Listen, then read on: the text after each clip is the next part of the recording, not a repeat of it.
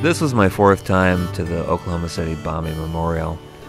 I've gotten to see it 4 months after the explosion, mid-construction, and twice in its current state.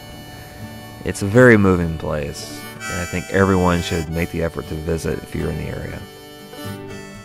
Well, we give you choice. You get your steak and eggs. It's day 3 with Tim Style, and I need a few more steps before I can hear your voice. Just quiet. Shh. Oh, the weather outside is frightful, and looting is mighty hateful. No. I lost my notebook. You left your notebook. You left my fucking notebook, pal. And I'm gonna get you back for that. But I'm just trying to think what Jim and Shelley must be thinking when they read our note, or my notes at Your least. notes that you left at their house. That you left at their house.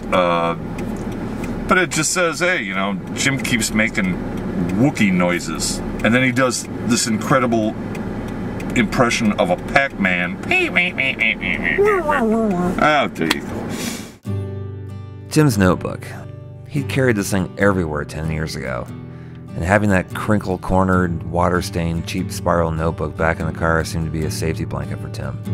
But now without it, it seemed he wasn't able to focus and write. I've been working about 6 hours of sleep total since we left. Up all night going through video, photos, trying to work the schedule for the next day. Tim, after the first day of being gung-ho, was struggling to get the words out.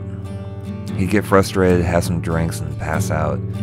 He kept saying that this trip was like drinking from a fire hose. Too much too soon.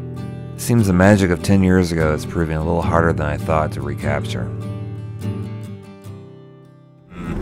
Anyway, where's my Al Jazeera cup? Welcome back to the Old Road, a place where Lucille Hammond spent almost 60 years running a legendary business. Until the interstate passed her by.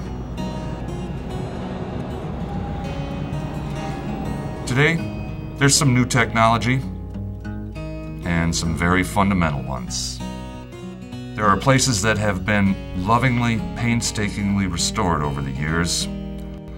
Others are slowly crumbling into the Texas clay.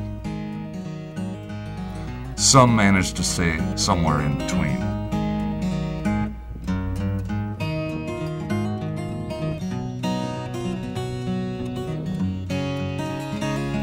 Pay your respects, and you move on. There are fun, whimsical things along the way, and some that are just plain scary.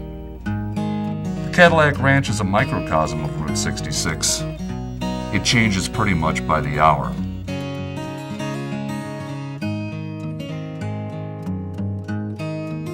It was great. I got to mess with a little kid. I asked him about geometry if he knew the angle that the cars were pointed at, and he said he thought it was about 45 degrees. I said, no, it's actually at the same angle as the ancient pyramids of Cheops in Egypt. And his mom says, I told you so, and then they kind of left in a hurry. Welcome to Glen Rio, the last stop in Texas.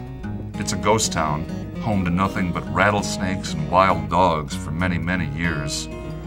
Abandoned stores, restaurants, motels, sage bushes are its biggest demographic.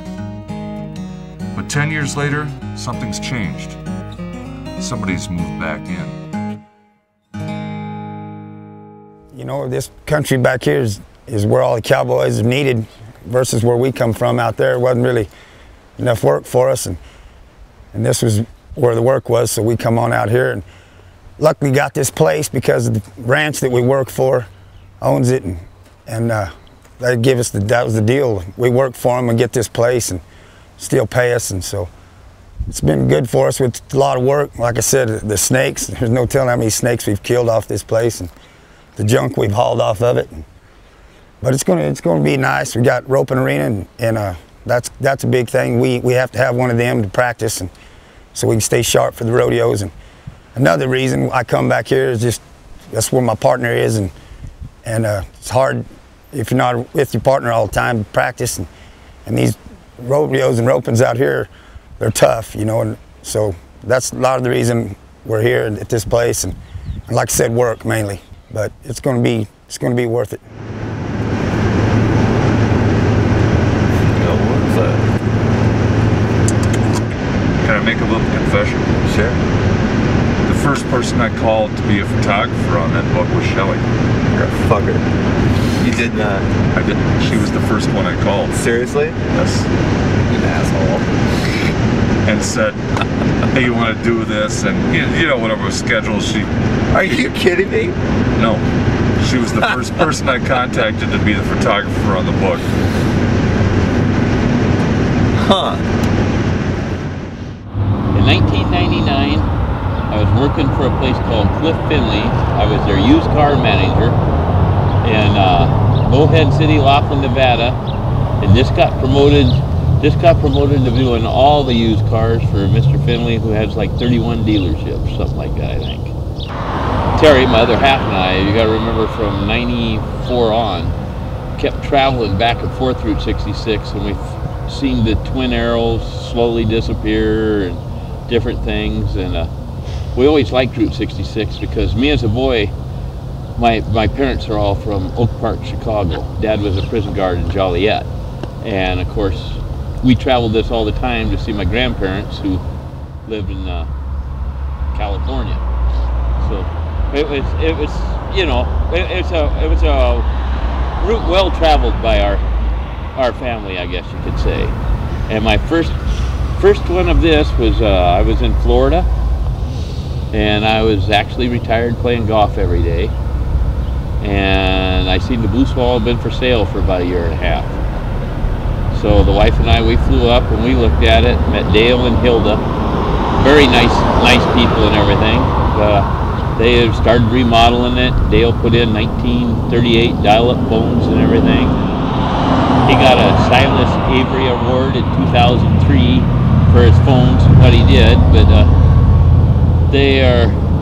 I don't think they had any idea what they had in the Blue Swallow. They had a great idea and a great start with the remodeling of the rooms.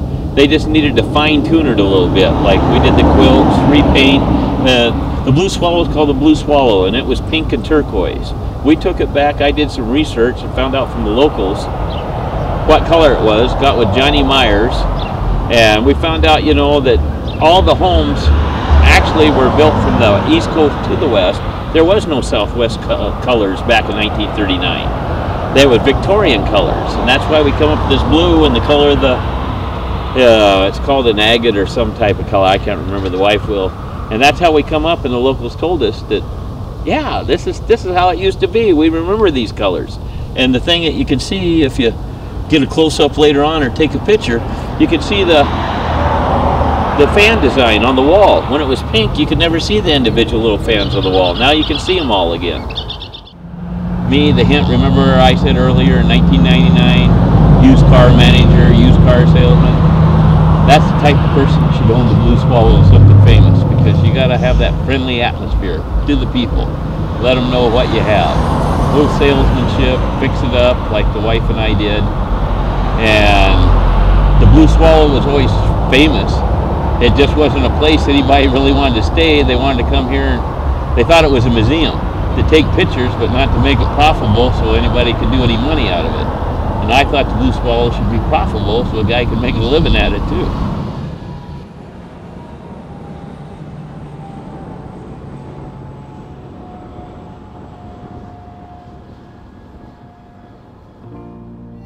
There was a lot of tension in the car this morning. It was early, but we were already running late. We had many miles to go before our next interview in Williams, and we had a lot of stops to make along the way. This ambitious schedule I put us on was really showing its flaws and the wear on Tim and I. I was also feeling frustrated with Tim's lack of writing. He was agitated about something going on back home. He wasn't feeling well, and that lost notebook seemed to have become a source of writer's block. Plus the vodka, plus me pushing him, I'm sure compounded his problems. But I had a lot invested in this trip, and Tim's storytelling was a key part of the success. We were days into this trip, and he'd only managed some voiceover in Oklahoma and a story the first day. I hope I hadn't made a mistake by bringing him.